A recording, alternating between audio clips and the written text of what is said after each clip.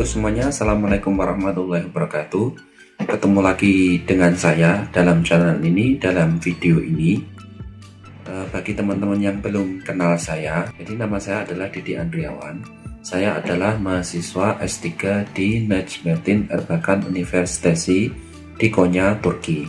Bagi teman-teman yang baru bergabung dengan channel ini, silahkan subscribe untuk membantu channel ini agar bisa berkembang dan juga bisa memberikan manfaat kepada orang lain secara lebih luas. Pada kesempatan kali ini saya ingin berbagi pengalaman atau berbagi informasi tentang susahnya kuliah di luar negeri. Jadi bagi teman-teman yang ingin berniat ke luar negeri untuk kuliah, teman-teman bisa menyimak video ini sebagai pertimbangan. Tetapi video ini adalah untuk melihat sisi susahnya ya, dalam arti untuk video selanjutnya mungkin teman-teman bisa cek dalam kolom deskripsi kalau sudah saya buat.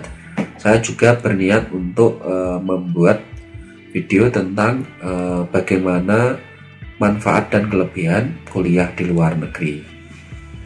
Oke, bagi banyak mahasiswa kuliah di luar negeri itu enak ya.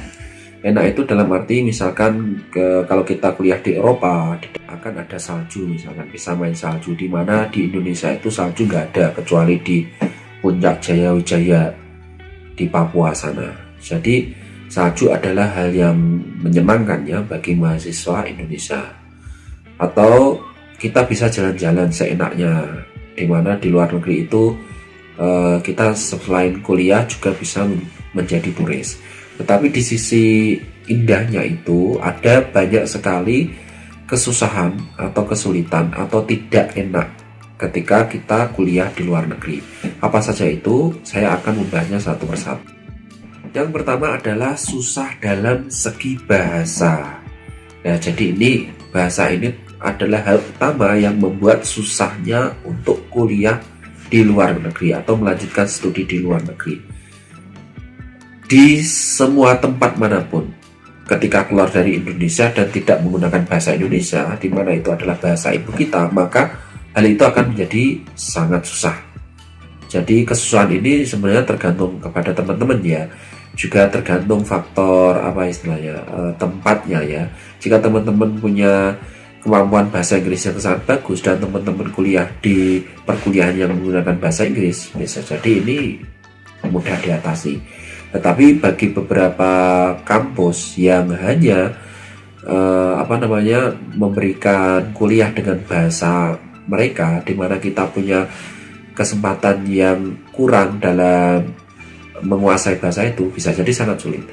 Misalkan di Turki ini, saya sendiri ya kan kuliah menggunakan bahasa Turki 100%. Meskipun di dalamnya ada beberapa dosen yang membolehkan untuk menulis bahasa Arab atau membolehkan untuk diskusi dengan bahasa Arab, tetapi hal itu sangatlah sulit. Karena apa? Kesempatan untuk belajar bahasa Turki itu persiapan hanya 1 tahun. Setelah tahun kedua kita harus ke kampus dan belajar dengan bahasa Turki secara penuh. Nah, ini kan sangat sulit ya. Karena kesulitan bahasa inilah beberapa teman atau beberapa mahasiswa yang sudah kuliah di luar negeri memutuskan kembali ke Indonesia karena sulitnya menguasai bahasa asing itu. Juga sulitnya karena kesulitan dalam memahami bahasa asing, tentunya hari ini akan bermasalah ketika kegiatan studi di kampus. Nah, di sini teman-teman perlu memikirkan secara matang dan teman-teman perlu mencari informasi banyak. Apakah teman-teman punya kemungkinan untuk bisa melanjutkan studi di luar negeri dengan bahasa asing itu. Jadi hal ini melihat juga kemampuan teman-teman atau melihat juga apakah mungkin untuk melanjutkan studi di luar negeri dengan keadaan teman-teman, terutama dalam hal bahasa ini. Jangan sampai teman-teman ketika sudah keluar negeri ternyata sangat sulit dan teman-teman tidak bisa melanjutkan, maka teman-teman kan bisa putus dan tidak melanjutkan studi. Hal ini kan merugikan kan. Jadi teman-teman harus punya informasi yang banyak dan harus punya perhitungan yang tepat tentang kesulitan bahasa ini ketika hendak kuliah di luar negeri. Selanjutnya adalah kultur yang berbeda di negara tujuan. Hal ini bisa jadi membuat teman-teman stres ya, karena kultur itu selain bahasa, itu misalkan juga makanan atau pergaulan atau tata hidup, cara hidup dan lain sebagainya. Yang hal itu bisa jadi ya sangat berbeda, bukan bisa jadi ya memang sangat berbeda. Kalau teman-teman tidak memiliki kemampuan dalam beradaptasi, teman-teman bisa jadi stres dan memutuskan untuk tidak kuliah lagi di luar negeri. Nah, ini kan teman-teman harus antisipasi sejak awal. Teman-teman harus punya informasi yang matang tentang negara tujuan itu. Apakah kemungkinan untuk studi di sana itu bisa teman-teman lalui dengan lancar atau tidak. Jangan teman-teman remehkan masalah ini. Misalkan dalam masalah makanan misalkan, itu sangat berat. Kalau teman-teman belum pernah ke luar negeri, ternyata di luar negeri itu makanannya yang sekilas itu tampak lezat dan lebih baik dari makanan Indo. Jangan dikira seperti itu, karena ketika kita makan ternyata kok berbeda sama sekali. Dan ketika kita tidak terbiasa untuk makan makanan selain makanan Indo, maka hal ini akan membuat kita tersiksa, stres, dan membuat kita tidak kerasan, sehingga kita memutuskan untuk pulang. Nah, ini salah satu kultur. Jadi kultur budaya itu penting teman-teman pahami, pelajari sebelum teman-teman memutuskan untuk studi di negara yang teman-teman tuju. Kemudian selanjutnya adalah masalah finansial atau keuangan ya. Jadi ketika teman-teman kuliah ke luar negeri dengan biaya mandiri, itu usahakan agar teman-teman itu menghitung secara tepat, walaupun hitungannya secara kasar ya, hitung secara tepat apakah mungkin dengan finansial yang teman-teman ada itu bisa mensupport kegiatan studi selama teman-teman berada di luar negeri itu. Jadi ini khusus untuk teman-teman yang biaya mandiri ya, karena untuk yang beasiswa biasanya itu cukuplah untuk kegiatan selama studi itu, terutama yang penuh yang saya maksudnya. Kalau beasiswa kampus itu teman-teman juga harus hitung apakah cukup untuk biaya-biaya yang lain, karena masalah finansial ini sangat penting ya, sangat urgen. Karena bahasa kasarnya gimana ya, ketika kita ada uang kita bisa melakukan apapun, terutama studi ini. Jadi penting teman-teman hitung apakah finansial yang teman-teman punya itu cukup untuk melanjutkan studi di luar negeri di tempat yang teman-teman tuju. Jadi teman-teman harus hitung semuanya, terutama teman-teman yang melanjutkan kuliah dengan biaya mandiri. Merasa sendirian, itulah yang pernah saya rasakan ketika saya kuliah di Turki. Karena apa? Terutama yang jenjang S3 ya, wah itu sangat merasa sendirian. Dimana di kelas itu seringkali saya hanya ngobrol sendirian sama dosen. Jadi dosen itu saya ngobrol sendirian face to face, karena tidak ada teman yang lain gitu. Kalau di S1 bisa jadi temannya bisa banyak, kita punya teman, bisa kenalan. Tetapi kalau S3 wah itu sulit sekali. Dan terutama kalau di luar negeri itu kan tidak seperti di Indonesia ya, kita bisa mudah punya teman gitu. Kalau di luar negeri ya teman kita itu berbeda, punya karakter yang berbeda, kecuali kita punya teman Indonesia. Jadi karakternya misalkan bahkan bisa jadi 100% berbeda. Misalkan teman-teman kita itu memiliki prinsip yang sangat berbeda dengan kita. Misalkan dalam hal makanan, teman-teman ada yang suka minum-minum dan kita harus menjauhi itu. Nah ini kan sangat sulit untuk beradaptasi dengan lingkungan semacam itu. Jadi inilah salah satu kesulitan ketika kuliah di luar negeri. Kemudian kesulitan selanjutnya adalah kita biasanya itu kangen rumah, kangen Indonesia. Itu sangat terasa sekali ketika kuliah di luar negeri, terutama ketika teman-teman itu sudah punya keluarga, dalam arti menikah. Jadi ketika tidak membawa keluarga ketika berada di luar negeri itu rasanya sangat berat sekali, karena di pikiran itu muter-muter mikirin keluarga ini gimana, mereka keadaannya gimana, padahal mereka sehat-sehat saja sebenarnya, tetapi kita merasa seakan kesulitan gitu.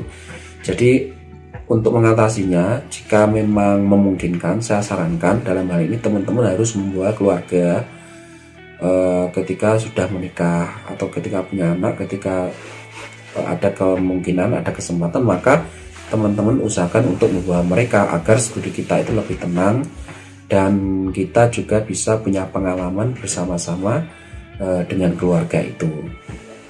Selanjutnya mungkin cuaca ya, mungkin cuaca yang bisa jadi sangat ekstrim di tempat tujuan di mana teman-teman mau kuliah itu. Sebenarnya hal ini istilahnya bukan faktor yang utama sebenarnya, tapi bagi beberapa orang bisa jadi hal ini mengganggu. Misalkan saya di Turki ini menurut cuaca itu sekarang adalah -1, dan pada puncaknya di musim dingin ini bisa jadi sampai -10 mungkin, atau mungkin bisa lebih itu terasanya. Jadi hawanya sangat dingin. Kebetulan saya ini juga agak pilek karena hawanya itu yang sangat dingin itu, dan hal ini bisa jadi mengganggu bagi beberapa teman mahasiswa. Dan pertama kali saya ke Turki, waktu pertama kali musim dingin itu, saya masih ingat jari saya itu berdarah gara-gara itu saking dinginnya, nggak betah karena baru pertama kali, jadi belum adaptasi. Nah ini kan bisa mengganggu ya bagi sebagian orang, tapi kalau hal ini bagi saya ya sepele lah, itu nggak terlalu besar lah, ini masalah ini masih bisa diatasi kalau untuk masalah ini. Kemudian masalah lain adalah teman-teman kadang bisa jadi salah paham atau salah informasi sehingga teman-teman berada di keadaan atau tempat yang salah. Misalkan cek dengan benar asrama yang teman-teman tuju atau tempat tinggal yang teman-teman tuju, apakah itu layak. Karena beberapa informasi saya mendengar ada teman itu yang mendapatkan asrama dengan kamar yang sangat sempit dengan banyak mahasiswa, dan kualitas standarnya itu untuk musim dingin itu buruk karena pemanasnya katanya itu nggak ada untuk pemanas air. Wah itu sangat istilahnya itu membuat depresi karena hawanya sangat dingin, dan ketika tidak ada air itu terus bagaimana ketika tidak ada air hangat itu. Nah ini kan perlu teman-teman pahami, perlu teman-teman persiapkan. Kalau ada keadaan-keadaan semacam ini, teman-teman harus siap. Jadi teman-teman itu sangat diuji kemandiriannya dan kesabaran dan ketahanan ujinya teman-teman itu bakal dicoba, bakal diuji lebih banyak ketika teman-teman berada di luar negeri, terutama teman-teman kuliah di negara atau di sebuah tempat yang tidak banyak orang Indonesianya atau tidak banyak teman Indonesianya, atau yang jauh dari KBRI atau Kedutaan Besar Republik Indonesia. Itu bisa jadi sangat menantang ya, sangat menguji kita dan membuat kita susah untuk belajar di luar negeri.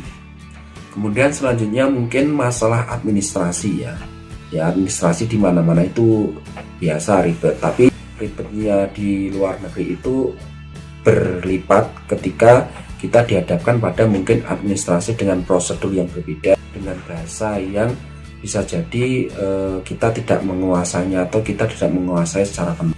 Tetapi untuk hal ini itu biasanya ada komite atau ada perkumpulan mahasiswa yang membantu administrasi mahasiswa. Jadi sebenarnya untuk hal-hal yang tidak enak ketika kuliah di luar negeri itu bisa diatasi, dan dengan cara dengan cara kita memperbanyak informasi, sehingga dengan informasi ini kita bisa mempertimbangkan, oh saya cocok untuk kuliah di sana, oh saya cocok untuk kuliah di negara itu, oh saya mantap untuk kuliah di kampus itu, karena kita punya informasi yang cocok. Jadi untuk mengatasi kesusahan itu sebenarnya kita harus memperbanyak informasi, dan dengan informasi itu kita bisa mempertimbangkan, kita bisa memutuskan bahwasanya tempat kampus atau negara yang kita tuju itu layak untuk kita jadikan sebagai tempat melanjutkan studi.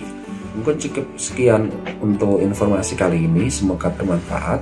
Bagi teman-teman yang ada pertanyaan silahkan isi di kolom komentar, juga yang punya saran silahkan isi. Kurang lebihnya mohon maaf. Insya Allah kita ketemu di video-video selanjutnya. Tetap semangat. Assalamualaikum warahmatullahi wabarakatuh.